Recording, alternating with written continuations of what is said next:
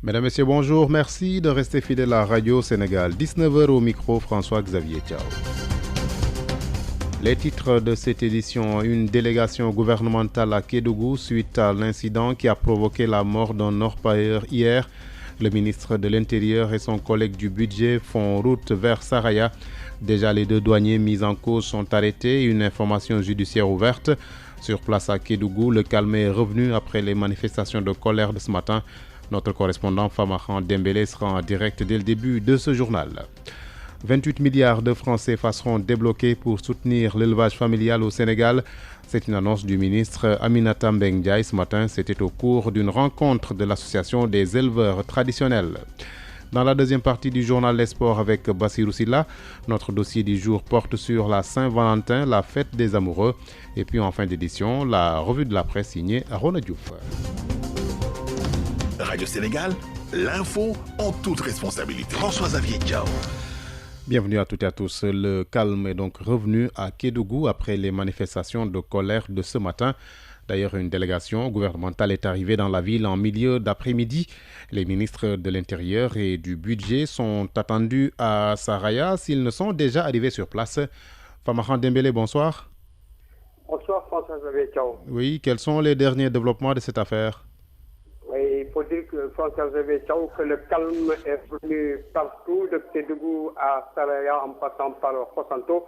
Les populations sont retournées à leur occupation et cela grâce à l'intervention des autorités administratives, des autorités locales, les chefs religieux et coutumiers de la région. Ils ont appelé les manifestants au calme et à l'arrêt des manifestations pour leur permettre de pouvoir négocier avec les autres autorités du pays. L'autre élément, François, qui a contribué fortement à l'apaisement de la situation, c'est l'arrestation des deux douaniers présumés meurtriers du jeune Yamadou Sagna. Les deux douaniers sont actuellement en garde à vue à la brigade de gendarmerie de Saraya. Autre aspect qui pourrait également renforcer et consolider la paix dans la région, c'est l'ouverture de concertation entre les populations et les forces de défense et de sécurité pour rétablir la confiance, la paix, mais aussi le respect entre les différentes parties. Donc les populations, toujours dans cette situation, pour éviter cette situation dans l'avenir, c'est surtout la formalisation du secteur de l'orpaillage, un secteur qui a connu un début de formalisation, mais qui n'est pas arrivé à terme. Donc c'est dire que présentement une forte délégation gouvernementale en route pour Saraya, lieu qui a enregistré la plus grande manifestation ce matin. Le ministre de l'Intérieur accompagné du ministre du Budget et également des autorités locales de Kédougou, notamment le président du conseil départemental de Kédougou, les maires du département de Kédougou et d'autres côtés, le gouverneur sont bien sûr dans la délégation du ministre pour se rendre à Saraya dans le cadre de rencontrer les populations et surtout les manifestants pour véritablement s'enquérir de la situation et voir avec elles les décisions à prendre, sinon les informer des décisions prises par le gouvernement du Sénégal, Xavier. Voilà, merci Famahan Dembélé en direct de Kédougou. On le voit donc, la situation est prise très au sérieux par le gouvernement. En plus de l'arrestation des deux douaniers mis en cause, le gouvernement présente ses condoléances à la famille de la victime et annonce l'ouverture d'une information judiciaire. Seydou Gueye, ministre porte-parole du gouvernement joint par Khali Amadou Narfal. Puisque c'est ça le rôle et la responsabilité du gouvernement. Dans la journée, le gouvernement a sorti un communiqué pour déplorer justement ces actes de violence et rassurer l'opinion, notamment les populations de Kédougou, pour leur dire que la justice sera saisie et une information judiciaire sera ouverte pour tirer cette affaire au clair. Et dans le même communiqué, le gouvernement a appelé les populations au calme et la sérénité pour un retour normal, à l'ordre normal des choses.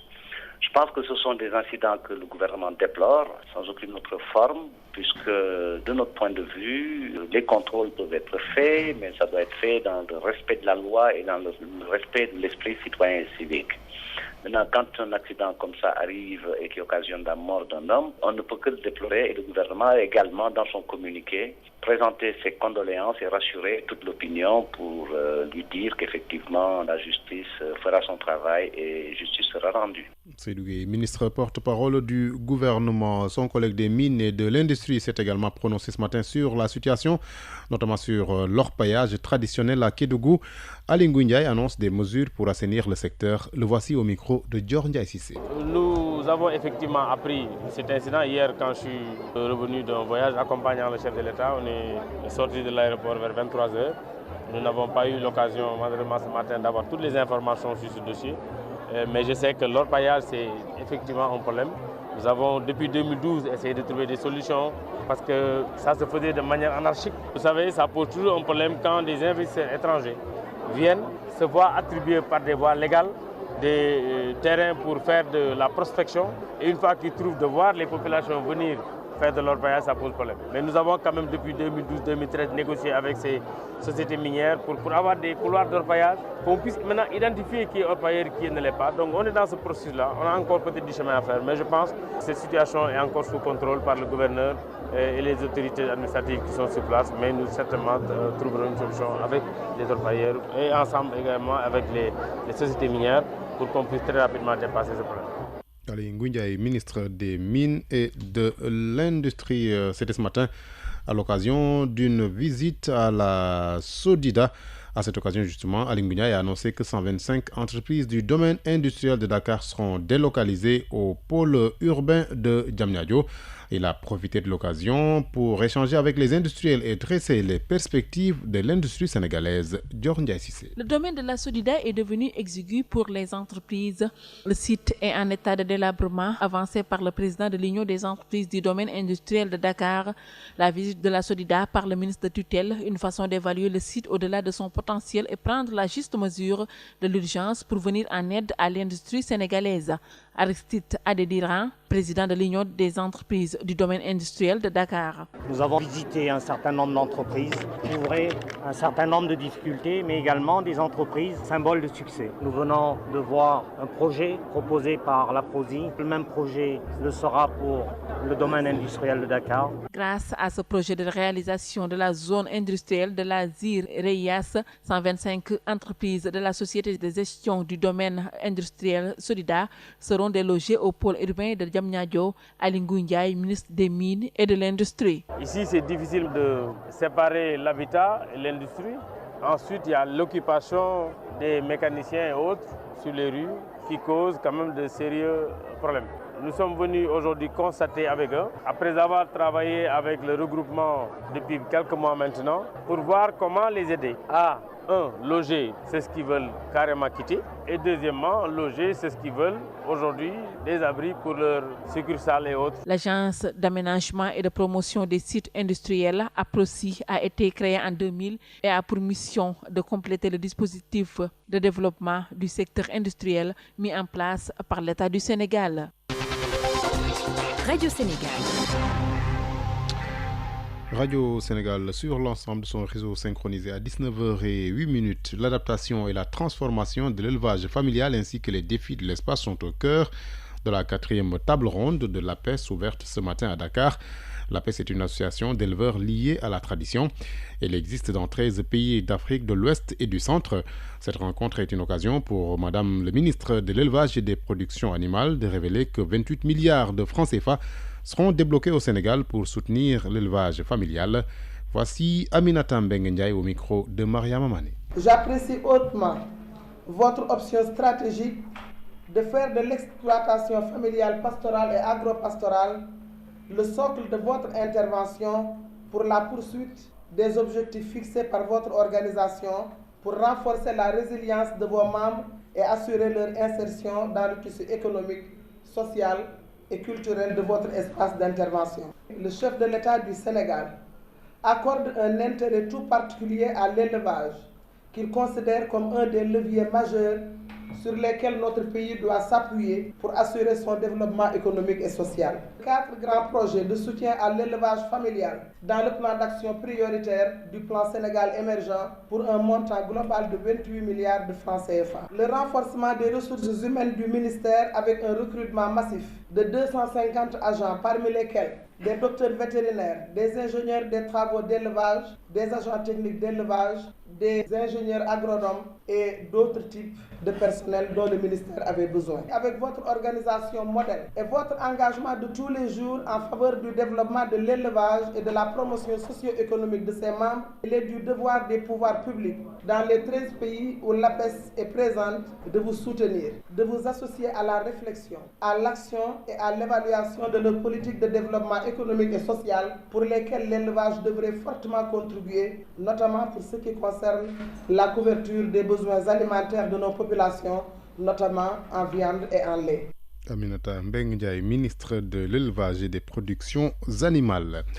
Le ministre des Forces armées a invité les forces de défense et de sécurité à se mettre à l'école de la lutte contre l'extrémisme religieux.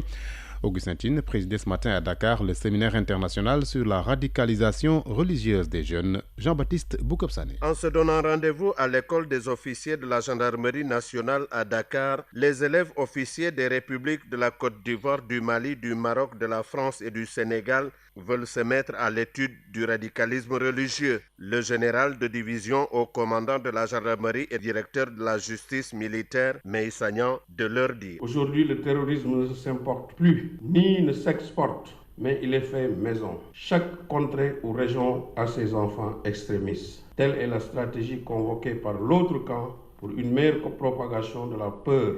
Le recrutement et retournement de nationaux offre une voie plus directe à la propagation de la terreur à moindre coût. Et le ministre des Forces armées du Sénégal, Augustin Tine, qui présidait la cérémonie d'ouverture, d'inviter les troupes à mieux connaître le djihadisme pour mieux le combattre. Les jeunes deviennent ainsi la principale cible des groupes extrémistes qui leur imposent des lectures biaisées des livres saints, mais également de prétendues perspectives de libération de la société et de l'homme. Il y a en effet un véritable processus d'endoctrinement avec plusieurs étapes pour former les futurs extrémistes. Comprendre comment fonctionne ce processus de radicalisation est donc une impérieuse nécessité pour les forces de défense et de sécurité chargées de combattre le terrorisme et toute forme de radicalisation violente. Ce séminaire qui va durer 6 jours va permettre aux forces de défense et de sécurité, en particulier la gendarmerie nationale, d'être mieux outillées pour relever le défi du radicalisme religieux.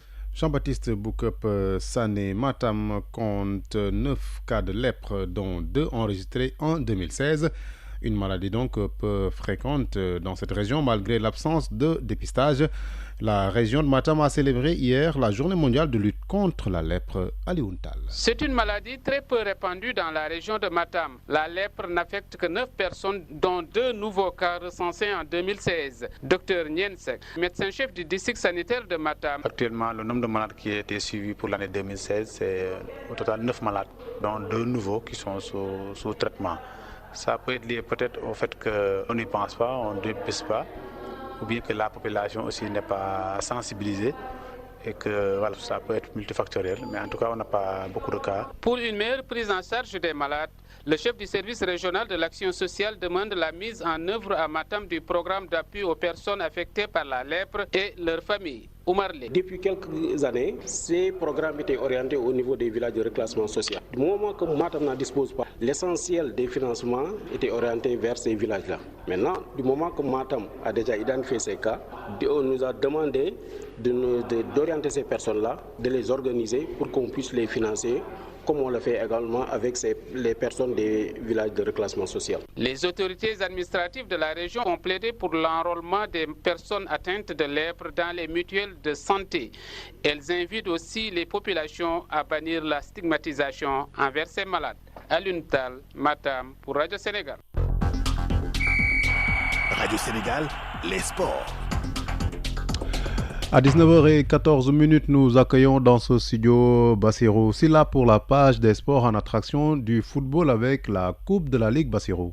Oui, tout à fait, François-Xavier Thiaw.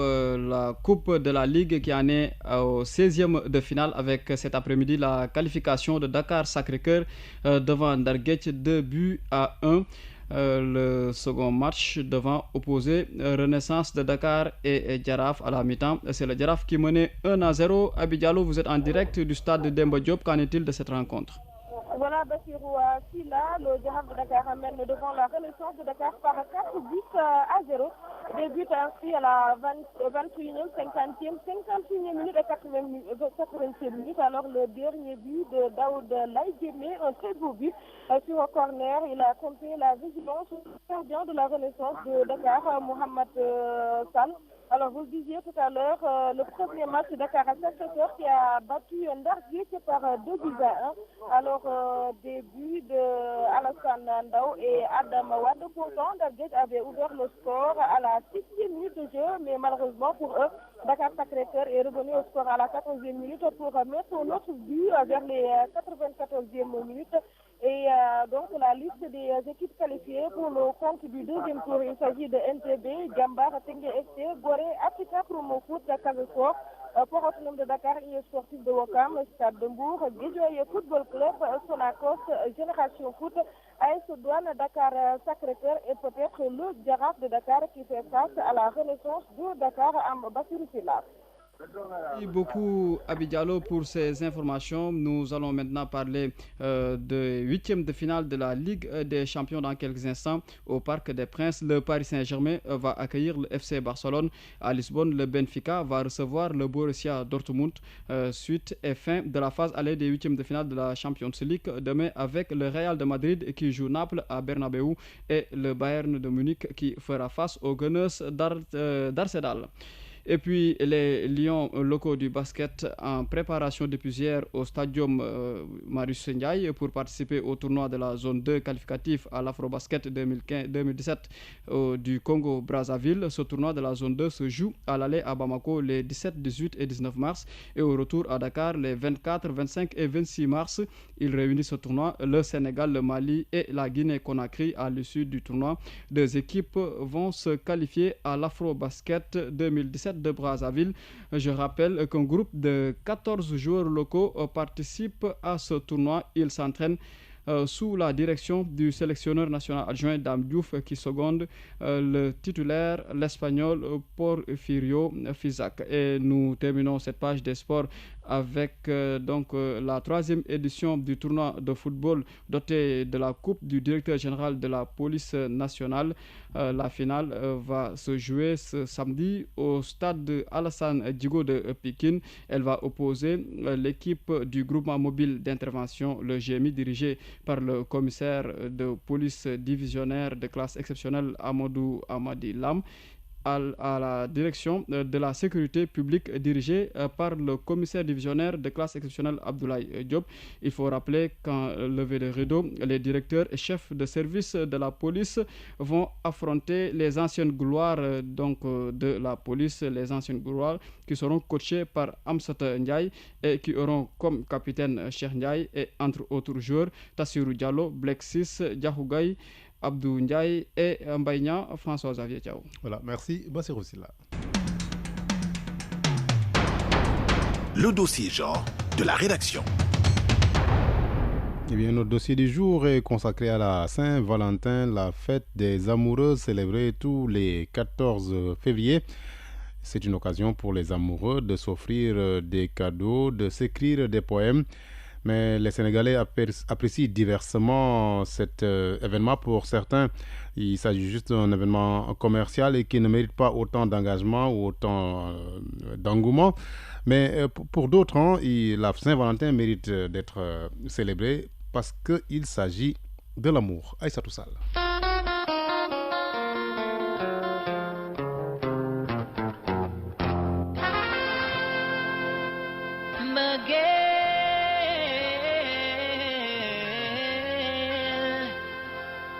On peut considérer l'amour comme quelque chose qu'on ne peut pas toucher mais qui est sacré, quoi. Je dirais l'amour peut être défini comme ce sentiment qui permet de faire plaisir, de se sacrifier pour une autre. 40% les représentent si nous donnons Adam. Tout le monde vive l'amour d'autre. L'amour nous fait vibrer. Oh, l'amour nous fait pleurer. Si tu tombes amoureux d'une fille qui n'est pas du tout sincère, ça peut t'amener des frustrations, tu peux avoir la haine, c'est un peu dur, quoi. Quand j'étais jeune, ça m'est arrivé une fois. ça fait du mal. Parfois, c'est si dur qu'il est difficile de supporter l'amour. J'en sais quelque chose. J'ai déjà vécu une expérience douloureuse. On a fait 8 ans. J'ai vécu une expérience douloureuse avec une cousine. Nous étions ensemble pendant 8 ans. Un beau jour, elle a vu quelqu'un d'autre et a commencé à sortir avec cette personne sans que je sois au courant. Elle me le cachait quoi. Sa famille savait, mais personne ne m'a rien dit. Et c'est cela qui m'a le plus choqué. Après cette expérience, je suis resté 4 ans sans avoir une copine parce que je n'en voulais plus. Parce que 4 ans, on m'a dit une affaire.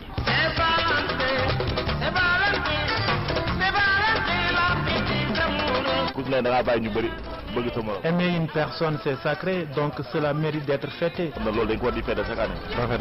C'est une bonne fête. Elle nous permet de nous souvenir des moments que nous avons vécus ensemble. À la télévision du matin au soir, au lieu de montrer comment trouver du travail, comment éduquer les gens, une bonne éducation civique, des choses comme ça, pour l'avenir du Sénégal, on nous montre Saint-Valentin. C'est du n'importe quoi. Saint-Valentin, c'est tous les jours. C'est pas un seul jour. Ça, c'est un jour pour c'est plus ou moins commercial. C'est tout. La Saint-Valentin est une bonne fête. Tout le monde doit pouvoir la célébrer, blanc comme noir. Il n'y a pas que les blancs qui tombent amoureux.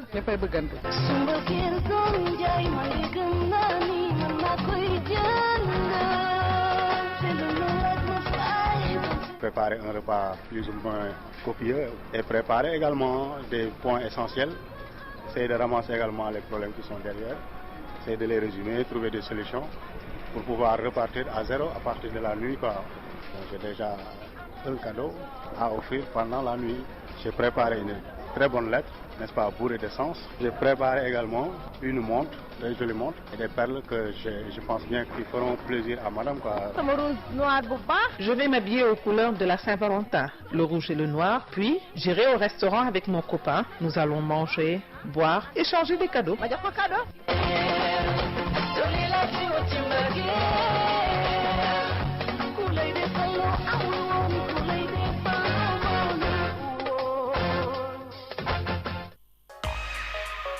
Radio Sénégal, la revue de presse.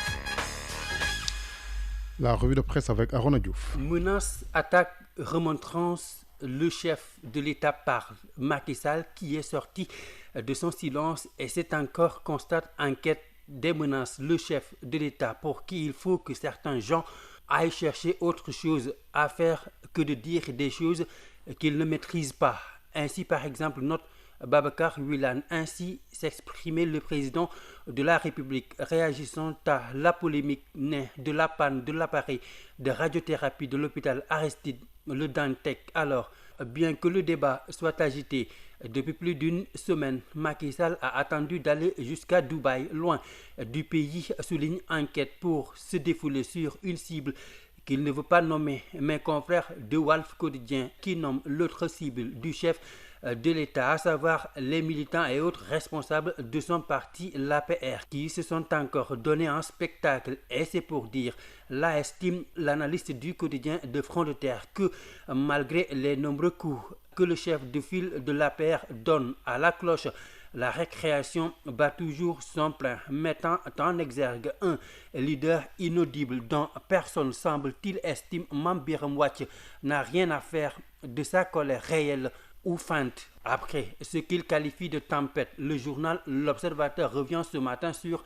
ces apéristes qui tentent de recoller les morceaux et qui appellent au calme, des appels au calme contre ce que mes confrères de Walf qualifient de récréation toujours sifflée mais jamais terminée. Des séances de pugilat en politique, déplore Vox Populi dans son analyse, qui sont du registre de la banalité. Tant explique Alham du journal, c'est la règle. Un débat donc qui est ainsi fait. Débat fait de colibés, liste mon confrère, querelle de clocher, débat de bas étage et autres coups de poing, de coupe-coupe, de quelques barbaries.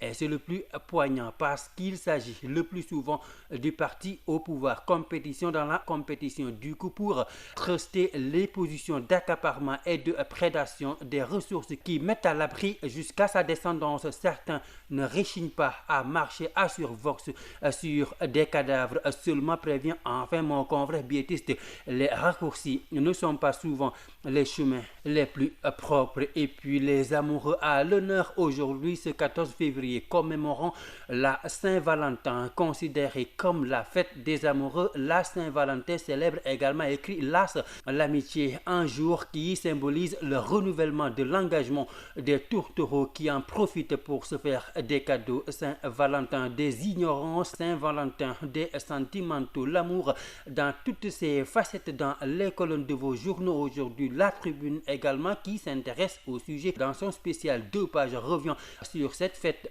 qui ne fait pas l'unanimité dans de nombreux pays, au Sénégal y compris, où certains hommes estiment ma consoeur Rokhaya Nar Diop rechigne à célébrer cette fête. À 19h26, c'est la fin de ce journal. Je rappelle les titres. Une délégation gouvernementale à Kédougou suite à l'incident qui a provoqué la mort d'un orpailleur hier.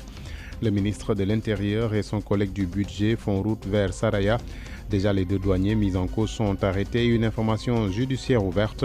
Sur place à Kédougou, le calme est revenu après les manifestations de colère de ce matin. Et puis 28 milliards de francs CFA seront débloqués pour soutenir l'élevage familial au Sénégal. C'est une annonce du ministre Aminata Mbengue Ndiaye. C'était ce matin au cours d'une rencontre de l'association des éleveurs traditionnels. L'équipe de ce 19h en cabine, Alexis Mathieu Ndiaye au CEDEM Labba Soumaré. Journal réalisé par Ibrahim Khalil Goudiabi et Momar Khadafi Djarkité, devant le micro François-Xavier Thiao.